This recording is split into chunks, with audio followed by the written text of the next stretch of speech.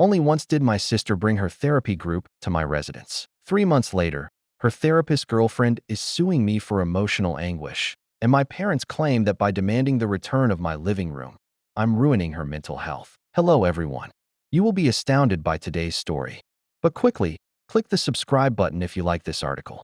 Recently, the channel has been a little quiet, but your support keeps it continuing. Let's get started. Original article. I, 28 am in need of guidance regarding my sister, 26F, who has, without my consent, converted my home into a private therapy area. I'm starting to doubt my own sanity because this thing has gotten so out of hand. For background, I saved diligently since college and purchased my home 2 years ago. It's a small ranch with 3 bedrooms in a peaceful area. It's mine, nothing fancy. Over the past year, my sister Emily has been living with our parents while overcoming some mental health issues. I've been there for her when she needs to chat and have helped with the cost of her therapy. Because the community building where they typically met was undergoing renovations, Emily requested 3 months ago if she might hold her treatment support group once at my house. I consented, assuming it would just happen once. The group, which included Emily and 6 other people, convened for 2 hours on a Tuesday night in my living room. While I was working late, Emily and 2 other group members were still there when I got home.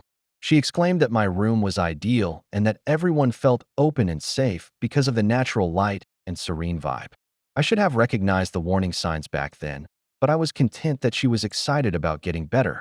Emily texted me on Tuesday afternoon of the next week. We're gathering at your place again tonight because the group loved it so much. Let me use my key. I was unable to reply right away because I was in a meeting. The group had already arrived when I called her. It will only take a few more weeks, she promised, till the reopening of the community center. After a few weeks, Tuesdays became a regular day for group therapy at my residence. They then added an art therapy component, which evidently required my dining room table. So it became Tuesdays and Thursdays. Emily began leaving painting items, journals, meditation cushions, therapy equipment, and essential oil diffusers in my spare bedroom. She used crystals and plants that she said had therapeutic qualities to create a healing nook in my living room. I made an effort to handle this tactfully. It was the same in every conversation. Emily and I need to discuss boundaries. I call this place home. Emily, and I'm really appreciative. According to Dr. Patricia, a stable, calm environment is essential to my recuperation. You don't want to endanger my advancement, do you? Another problem is the Dr. Patricia situation. The support group is led by Emily's therapist, Dr. Patricia Johnson, 32F. I initially believed her to be helpful and professional, but last month I learned that Emily and Dr. Patricia had been dating for 2 months. Yes, it is what you read. My sister and her therapist are dating. When I voiced my worries regarding the moral ramifications, Emily said I didn't understand therapeutic partnerships and accused me of attempting to ruin her happiness. While still running the group, which Emily continues to attend, Dr. Patricia informed me that their romantic relationship developed naturally and that she was sending Emily to another therapist for individual sessions. When I returned home last week to discover my furniture changed, the issue became more heated. Dr. Patricia and Emily had determined that the negative vibes in my living room were preventing the group from processing their emotions. They had moved my TV to the basement, moved my couch, and set up a cushioned healing circle in the middle of the space. I went crazy. I informed Emily that this had to stop. She had to locate the group a new location right away. She sobbed, claiming that I was re-traumatizing her and that my home had turned into a hallowed healing place for everyone in the group, not just her. Speaking in her therapist's voice, Dr. Patricia stepped in and discussed how leaving safe environments might result in serious psychological failures. Then Emily revealed the truth. I offered my house as a permanent meeting place for her recuperation, and she has been telling our parents about it. She has portrayed me as the understanding and helpful brother who knows what she needs, so any attempt to take back my space would be me stepping on her healing process. That evening, I got a call from our parents. My mom was crying as she thanked me for standing up for your sister at last. My father expressed his pride in me for prioritizing my family. They accused me of losing interest in healing Emily when I attempted to explain the true circumstances, and they emphasized the need of emotional health in addition to physical health. I'm at my wit's end. I want to support my sister's mental health. The group met again yesterday, Tuesday, and I noticed that they've hung a sign on my front door that reads, Healing Haven. Please enter mindfully. My neighbors have begun to inquire about the increased traffic and the sporadic emotional outbursts they hear from the group sessions path. But I feel like my boundaries are being totally crossed under the pretense of therapeutic necessity. Emily and Dr. Patricia have constructed a story in which any resistance on my part is presented as detrimental to the group's advancement as a whole, not just Emily's recovery. Am I not being helpful? How do I take back my home without being portrayed as the bad guy who ruined my sister's mental well-being? My apartment's contract. Hold on. I live here. How much this issue has screwed with my psyche is demonstrated by the fact that I nearly wrote a lease on my apartment. Please assist. I require insight into whether I'm being irrational or whether this is as crazy as it seems. TLDR. Without my consent, Sister converted my residence into the permanent meeting place for her therapy group. Has persuaded our parents that I volunteered for this and am dating her therapist. It is implied that any effort to take back my space would be detrimental to her emotional well-being. One update. After 2 weeks, I appreciate all of the comments on my initial post. Despite the fact that things have somehow gotten worse, your remarks have given me the confidence to act. I made the decision to write everything down after reading your advice. I formally emailed Emily to inform her that the therapy group could no longer after the month is over.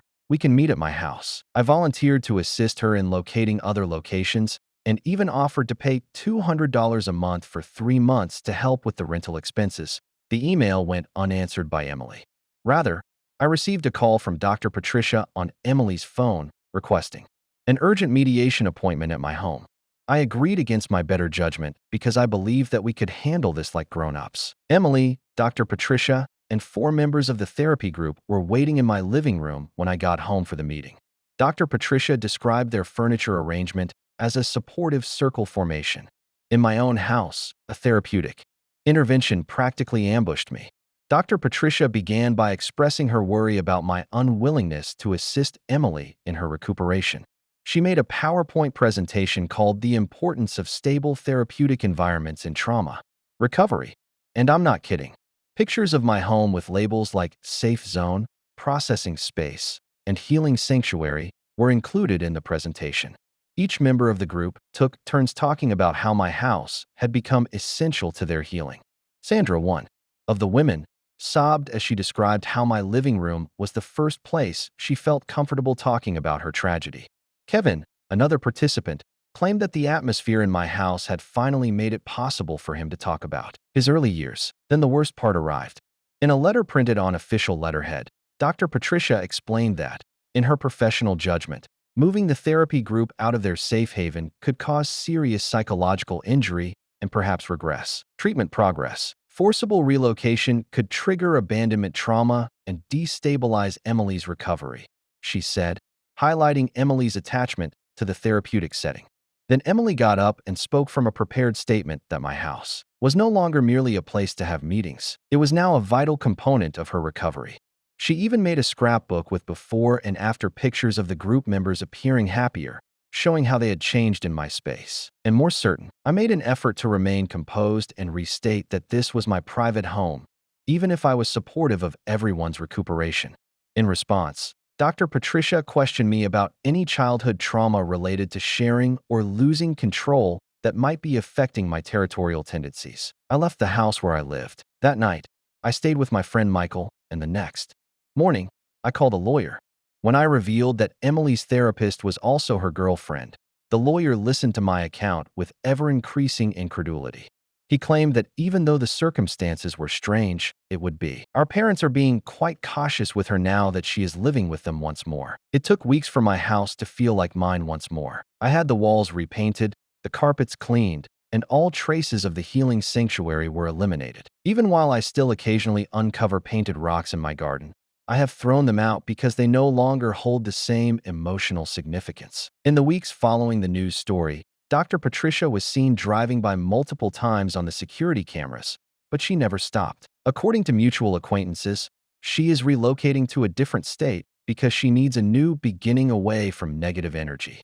Last week was the most vexing moment. One of the initial members of the group, Sandra, contacted me to express her gratitude. She claimed that she became aware of how unsuitable the setting had been after seeing the news coverage. Without the drama and boundary problems of the last group, she claims to be making more progress now that she is seeing a licensed therapist in an actual office. I didn't relocate. I made the decision that I would not be forced to leave the house I had fought so hard to earn. Although the neighbor drama has subsided, I'm sure some people still view me as the antagonist when it comes to mental health. I've come to terms with it. What this experience has taught me. 1. Even when people use language related to mental health as a weapon against others, boundaries are not inhumane. 2. Even in cases where family is involved, no is a complete phrase. 3. Moral therapists avoid dating and non-professional settings for their appointments. 4. Sometimes the cost of being sane is being portrayed as the bad guy. 5. When handling boundary violations, keep a record of everything. Emily and I might never be able to get back together. It still hurts that our parents are attempting to maintain their neutrality, even though it is preferable to open antagonism. The extended family is divided. Some people accept my stance, while others continue to think I overreacted. But I've regained my home. I won't be anxious when I go home. I don't have crystals on my mantle or strangers in my living room. It feels like a win when the house is once again simply like any other. Trust your gut if you're in a similar position. If something doesn't feel right, it most likely is. Don't be persuaded that boundaries are bad by anyone, even your family, therapist, or others. Your rules, your place. For a period, I want to express my gratitude to everyone who helped me along the way. Even though I was being gaslighted from every angle, your affirmation kept me sane. Now that this chapter is over, I'm looking forward to a future devoid of drama in my tranquil therapy group, devoid of home. TLDR, therapist's ethical transgressions were brought to light by the media. She left the state. Family ties may never be totally restored, but they are gradually becoming better. Both my house and my sanity were preserved. First, boundaries. Dr. Patricia created the Therapy Justice TikTok account, where she shares posts on the crisis in community mental health venues without revealing her identity. 50K people have viewed her most popular video, When Property Rights Trump Mental Health. The remarks are harsh, accusing me of being a trauma enabler and a capitalist sociopath. Emily has accepted her victim position wholeheartedly. She launched a blog called Displaced, a recovery journey interrupted, where she shares posts about triggers in family and the day my safe haven died. Despite never using my name, she provides enough information so that our mutual acquaintances may constantly check in to see how I'm doing. To convey my dissatisfaction with my decisions, my parents no longer communicate with me. In their most recent text, they said, "We'll be here when you're ready to apologize to Emily and her support system." My aunt, with whom I've always been close, called to express concern about my priorities and to suggest that I might benefit from therapy to examine the reasons behind my strong attachment to material belongings. Even worse, I'm beginning to question my own abilities. You begin to question whether you are the issue when several individuals, including a licensed therapist, warn you that you are hurting people. I started looking at community mental health and therapeutic settings to see if there was anything I was missing. Then I realized that this is my home. I put in work through college in order to accumulate funds for the down payment. I've devoted weekends to remodeling and personalizing it. In some ways, I'm the bad guy because I didn't want it to become a permanent therapeutic facility. I learned last week that Dr. Patricia and Emily are searching for homes in my area. Emily named the place as my street in a post about setting up our own healing haven. I feel physically uncomfortable at the idea of them residing close by and possibly carrying on this campaign. I've begun searching for work in other cities. I feel like I should run, but I'm at a loss on how to get out of this predicament. The bills are piling up. The attorney for Dr. Patricia is still writing letters. I can't even enjoy my own house without being reminded of this disaster, and my family has turned against me. I had no idea that getting my hair done would make me a villain in my community for mental health issues. However, here we are. TLDR, I changed my hair, received a threat from the law, was thwarted by my family, attended therapy sessions on the lawn, and am now the newest mental health monster on TikTok. Examining relocating to a different city to get away from the madness. 3 months later, the final update. I will not be providing any more updates on this matter. I must put this chapter of my life behind me and go on. However, I wanted to share how things worked out in the end for anyone dealing with similar boundary violations that are passed off as mental health issues. Things reached a breaking point after my last post. For 3 weeks, the lawn therapy sessions persisted, becoming increasingly complex each time. The group began using interpretative movement on my sidewalk when Dr. Patricia brought a portable speaker for sound healing. There was disagreement among my neighbors. Some backed me up, while others believed the story of the callous homeowner. The story's coverage by a local news station was a turning point. Dr. Patricia had gotten in touch with them in the hopes that public pressure would persuade me to give in. The Healing Spaces in Crisis part included interviews with members of the therapy group discussing their trauma of displacement with their faces blurred. They captured my house on B-roll, referring to it as the house that turned into a sanctuary, and then a battlefield that I was interviewed by the reporter as well. I politely clarified that while I was in favor of mental health care, my home wasn't a suitable long-term location for group therapy. I explained that I had provided funding for other locations. In response to inquiries concerning Dr. Patricia, I merely said that she was both my sister's romantic partner and therapist, which brought up moral questions. Everything changed because of that detail. Dr. Patricia had been under scrutiny by the state licensing board for 2 prior ethical infractions, according to the television station's follow-up investigation. In a matter of days, the narrative changed from a callous brother to the dubious actions of the therapist. The response from the professional therapeutic community was prompt. The TV station's Facebook post included comments from a number of certified therapists who explained why romantic connections between therapists and their clients were unethical and detrimental. A declaration regarding upholding professional standards was issued by the State Psychological Association. Limits and suitable settings for treatment. Dr. Patricia became frightened. In an email, she offered to arbitrate a settlement provided. I would say that our disagreement had nothing to do with her professional behavior.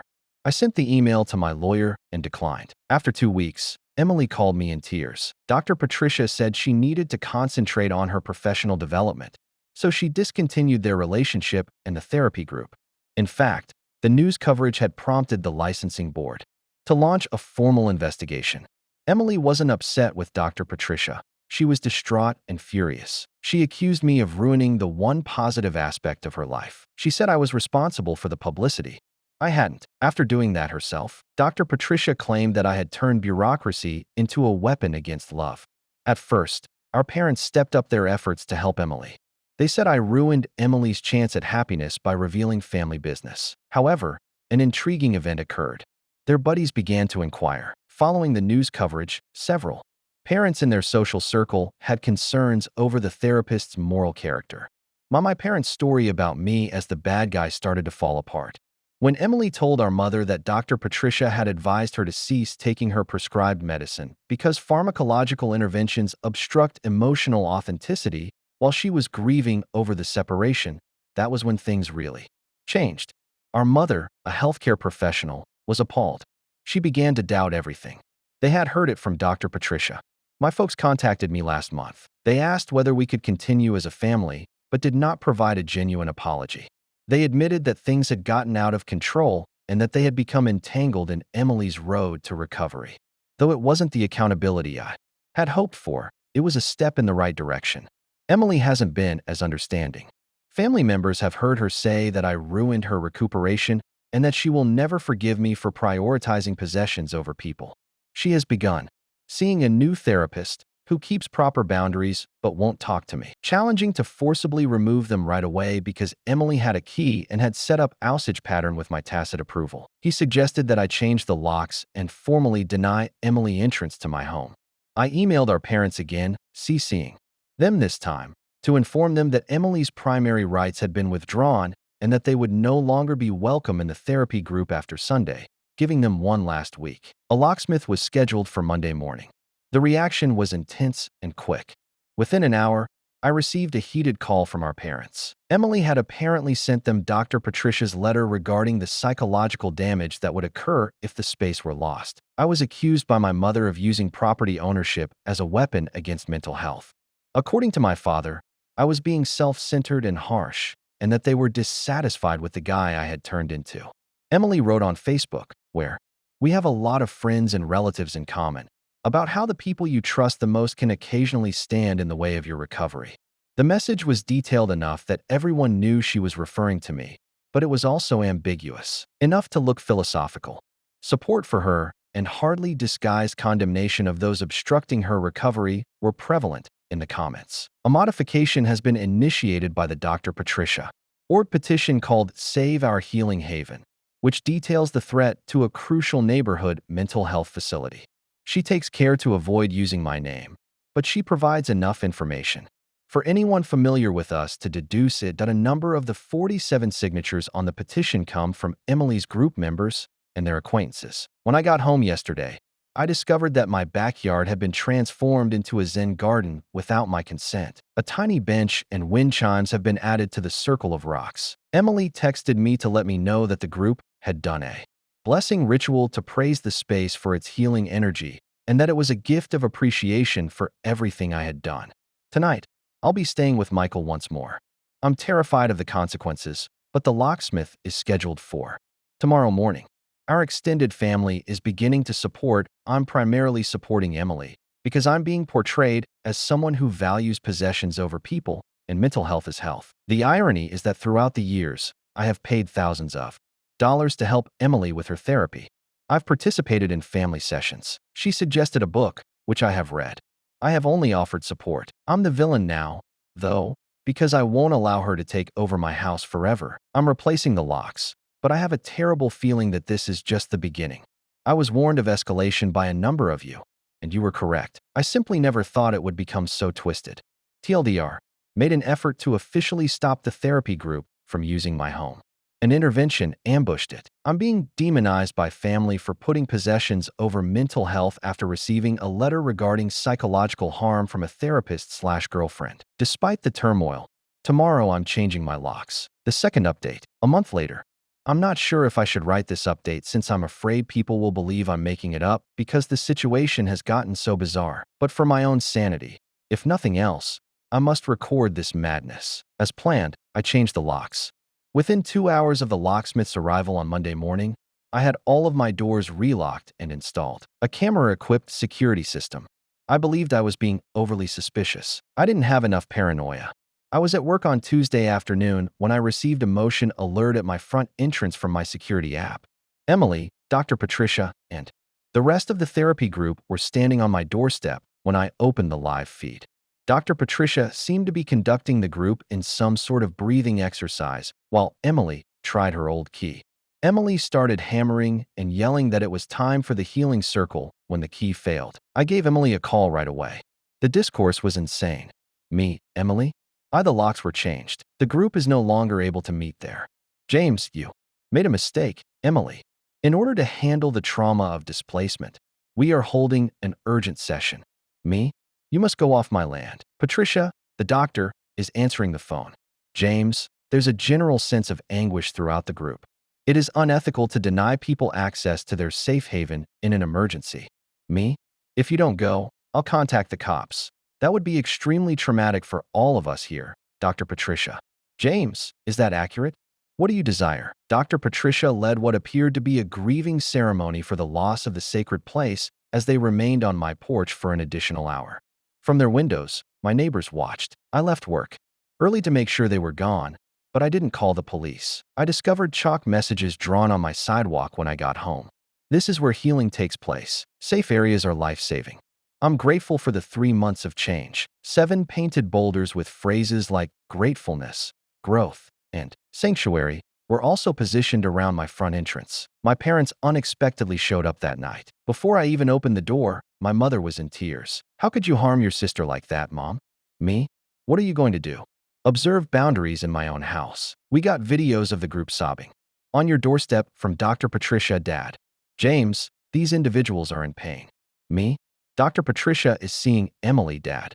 Are you not at all concerned about that? James, Mom, love is love. Emily has at least found someone who can relate to her. For an hour, they attempted to blame me, sharing tales of Emily's hardships and the strides she's made since discovering this community. In fact, if I was concerned about the financial consequences of sharing my space, my father proposed that I might deduct the treatment sessions from my taxes as charitable contributions. Dr. Patricia's attorney sent me an official letter the next day. Yes, it is what you read. The letter said that by permitting the group to meet on a regular basis, I had established an implicit contract, and that abruptly ending it without giving enough warning may be considered negligent infliction of mental distress. The letter required me to reimburse relocation expenses and give 90 days notice or restore access. I sent everything to my attorney, who gave me assurances about the accusations were unfounded, but they would still require attention. He suggested that I keep a record of everything and wrote a cease and desist letter. Their usual meeting day on Thursday turned into a nightmare. The gang returned and used my front lawn for their session, this time bringing camping chairs. It seems that Dr. Patricia obtained permission to hold a public mental health demonstration on the sidewalk in front of my residence. They stayed for the entire 2 hours, which included art therapy and a sharing circle. The following day, I got a call from my HOA president. The protest and the chalking had drawn complaints from a number of neighbors. When I detailed the scenario, he showed empathy, but he cautioned that fines could be imposed for persistent disruptions. The social media campaign followed.